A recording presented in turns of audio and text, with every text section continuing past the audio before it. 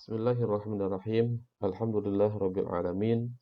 Asyhadu an la ilaha illallah wahdahu la syarikalah wa asyhadu anna Muhammadan abduhu wa rasuluh alladzi la nabiyya ba'dah. Amma ba'du. Alhamdulillah, puji dan syukur kembali kita panjatkan kehadirat Allah Subhanahu wa taala yang atas limpahan rahmat dan karunia-Nya juga segala macam bentuk kenikmatan yang diberikan kepada kita semua sehingga kita masih bisa menjalankan segala aktivitas dalam kehidupan kita semua walaupun tentu masih dalam suasana dan kondisi yang serba terbatas. Namun tentu saja keterbatasan yang ada tidak menjadi sebuah halangan untuk kita terus belajar, mengkaji keilmuan, dan tak lupa juga tetap semangat, istiqomah untuk senantiasa berada dalam jalan kebaikan. Anakku sekalian, insya Allah ini merupakan pertemuan perdana kita di pembelajaran Bulughul Maram min Adillatil Ahkam, salah satu kitab yang disusun atau yang dikarang oleh Al-Hafidh Ibnu Hajar Al-Asqalani, dan khususnya di kelas 7 yang akan kita bahas yaitu salah satu kitab yang paling ujung, paling terakhir, yaitu Kitabul Jami'. Nah, kenapa dikatakan Kitabul Jami'? Karena Kitabul Jami' secara maknanya adalah kitab kelengkapan atau yang di dalamnya memuat berbagai macam tema, kumpulan beberapa tema. Karena ternyata dalam Kitabul Jami' kita akan menemukan ada babul adab, ada babul birri wassilah, ada babul zuhdi wal wara' dan lain-lain. Dan kalau yang diusah di sini bisa dibuka di aplikasinya. Sekarang bisa kita lihat apa saja isi dari Kitabul Jami'. Satu, ada babul adab, kemudian ada babul birri wassilah, ada babul zuhdi wal wara', ada babul tarhib min masawi'il akhlaq, ada babul targhib fi makarimil akhlaq, dan ada babul dzikri wa du'a. Ini beberapa tema atau beberapa bab yang ada dalam Kitabul Jami'. Dan terkhusus untuk yang di kelas 7 ini, yang akan kita bahas adalah yang pertama kali tentang babul adab, atau bab tentang akhlak, tentang budi pekerti. Bagi kalian yang sudah memiliki bukunya, bisa sambil dibuka bukunya di ujung ya, di ujung kitabnya, itu ada Kitabul Jami' Babul Adab. Yang masih belum memiliki buku, nanti silahkan bisa membeli atau bisa memesan, insya Allah mudah-mudahan di pesantren juga menyediakan. Nah, di pertemuan pertama ini kita akan membahas salah satu hadis yang disampaikan oleh Abu Hurairah. Baik, bisa diperhatikan, saya coba bacakan hadisnya. Bismillahirrahmanirrahim. An Abi Hurairah radhiyallahu anhu qala qala Rasulullah sallallahu alaihi wasallam haqqul muslimi 'alal muslimi sittun idza laqitahu fasallim alaihi wa idza da'aka fa'ajibhu wa idza istansahaka fansahhu wa idza 'atasa fahamidallaha fashammithu wa idza marida fa'udhu wa idza mata fatba'hu. Rawahu Muslim. Nah, kita akan coba terjemahkan hadis ini ya. Kita akan terjemahkan, kemudian mohon dicatat juga oleh kalian di rumah masing-masing. Sekiranya nanti ada yang belum dipahami, belum dimengerti tentang makna dari hadis ini, silakan untuk dicatat saja. An Abi Hurairah, dari Abi Hurairah radhiyallahu anhu, semoga Allah meridhoi kepadanya. Qala, dia berkata, Qala Rasulullah sallallahu alaihi wasallam, telah bersabda Rasulullah sallallahu alaihi wasallam, hakul muslimi, hak seorang muslim, alal muslimi, terhadap muslim lainnya, situn, ada 6 perkara. Apa saja keenamnya? Yaitu idza laqitahu fasallim alaihi.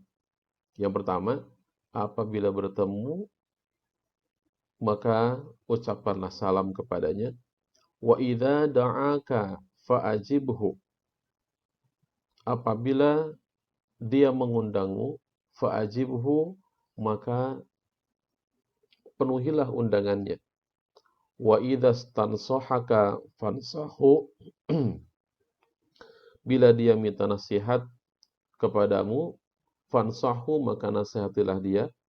Wa idza atasa, dan apabila dia bersin, fahamidallaha, kemudian dia mengucapkan alhamdulillah, fashammithu, maka doakanlah dia dengan mengucapkan yarhamukallah, artinya mudah-mudahan Allah merahmatimu.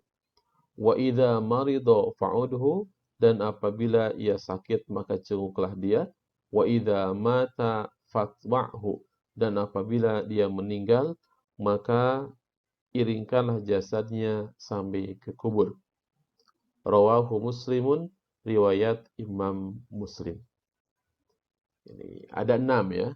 Ada 6 hak muslim kepada muslim yang lainnya. Satu ini, yang kedua ini, yang ketiga ini, keempat ini, yang kelima, dan sampai dengan yang keenam. Kita tidak akan dulu membahas tentang isi dari hadis ini. Kita akan coba dulu mengupas sedikit sejarah atau sedikit biografi dari Abu Hurairah yang ini, ya. Sedikit biografi Abu Hurairah. Siapakah Abu Hurairah? Abu Hurairah itu hanya sebutan, bukan nama sebenarnya, bukan nama aslinya. Nah, dulu dalam kisahnya, Abu Hurairah merupakan seseorang yang senang akan kucing. Jadi kemana-mana, atau misalkan ketika beliau selesai menggembala, itu beliau suka membawa kucing dan menyimpannya di pohon di sekitar rumahnya. Maka sampai kemudian teman-teman di sekitarnya dia memberikan gelaran kepada dia dengan sebutan Abu Hurairah. Hurairah artinya, atau dari kata hirun, artinya kucing. Jadi bapaknya kucing. Jadi orang yang suka terhadap kucing.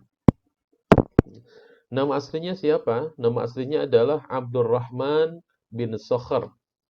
Abdurrahman bin Sakhr. Dari mana asalnya?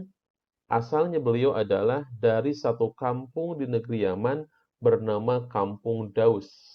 Maka sering juga para ulama menyebutnya dengan sebutan Abdurrahman bin Sakhr ad-Dausi.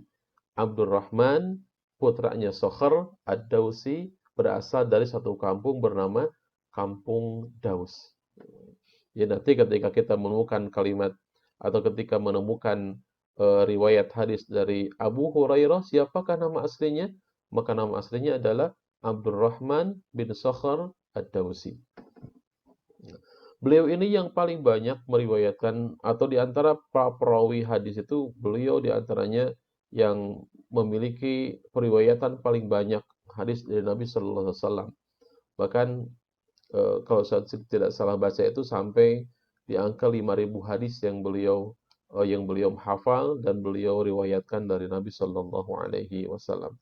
Jadi semangat juangnya luar biasa, semangat belajarnya luar biasa. Ini yang perlu kita teladani, yang perlu kita contoh dari seorang Abu Hurairah. Walaupun berasal dari satu kampung bernama Daus. Nah, di negeri Yaman itu kan beberapa kampung banyak. Ada namanya Kampung Qarn. Kita mengenal ada seorang tabi'in bernama Uwais Al-Qarni. Qarni itu adalah nama kampungnya. Jadi Uwais Al-Qarni, Uwais orang Qarn, atau orang yang berasal dari negeri Yaman, kampung namanya adalah Kampung Qarn. Nah, Abu Hurairah juga sama. Beliau dari Kampung Daus. Yang ketika diceritakan bahwa Kampung Daus itu merupakan salah satu tempat di mana mereka tidak menerima risalah dari Rasulullah Sallallahu Alaihi Wasallam. Artinya mereka menolak ketika ada dakwah yang Rasul sampaikan berupa keislaman. Nah, mereka menolak. Tapi kemudian ada seseorang yang masuk Islam. Kalau tidak salah namanya Tufail apa gitu, Tufail bin apa, saya lupa namanya. Beliau kemudian masuk Islam. Nah, setelah masuk Islam, kemudian membawa risalah itu atau mengajarkan apa yang sudah menjadi keyakinannya ke masyarakat di kampungnya. Tapi ternyata masih tetap saja banyak yang menolak. Sampai kemudian Abu Hurairah berhijrah dari kampungnya, dari Daus itu menuju ke Madinah, ingin bertemu dengan Rasulullah Sallallahu Alaihi Wasallam. Kalau tidak salah usianya kurang lebih 26 atau 27 tahun pada saat itu. Tapi semangatnya luar biasa. Karena semangat yang luar biasa, sampai beliau kemudian terus belajar dan menjadi orang yang sangat terpercaya, bahkan orang yang punya semangat belajar yang sungguh luar biasa. Sampai ada cerita seperti ini. Ketika Rasul itu sedang bersama dengan para sahabat, nah tiba-tiba Rasul bertanya kepada para sahabat, siapakah di antara kalian yang siap menerima kalimat-kalimat dariku, kata Rasul, kemudian siap mengajarkannya dan siap untuk mengamalkannya. Nah, sebelum sahabat yang lain mengacungkan tangan, Abu Hurairah yang paling duluan mengacungkan tangan. Ana ya Rasulullah. Aku ya Rasulullah yang siap menerima kalimat-kalimat tersebut.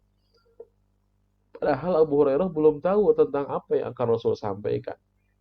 Tapi dari sini kita belajar bagaimana semangat juangnya, bagaimana semangat belajarnya.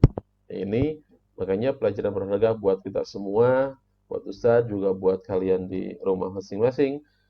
Bagaimana ini menjadi satu apa namanya, menjadi satu keteguhan hati, keteguhan jiwa untuk terus belajar tanpa henti, membaca tanpa terkendala apapun, belajar tidak ada halangan yang bisa menghalangi atau tidak ada rintangan yang bisa menghalangi kita untuk senantiasa belajar. Itu tentang Abu Hurairah. Sekali lagi, beliau adalah seorang periwayat hadis yang banyak meriwayatkan hadis, kurang lebih 5.000 hadis yang beliau riwayatkan. Kemudian lagi, beliau juga seseorang yang punya semangat juang yang tinggi, punya semangat yang hebat luar biasa untuk terus-terusan belajar, walaupun dari kampungnya tidak banyak yang masuk Islam. Nah gitu ya.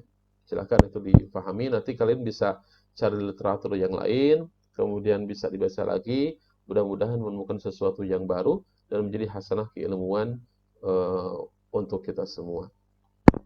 Baik, kita lanjutkan pembahasan kita. Qala Rasulullah sallallahu alaihi wasallam. Kata beliau, Rasulullah sallallahu alaihi wasallam bersabda, "Haqqul muslimi 'alal muslimi sittun." Hak seorang muslim kepada muslim lainnya sittun, itu ada 6. Nah, siapakah muslim ini? Kita adalah seorang muslim.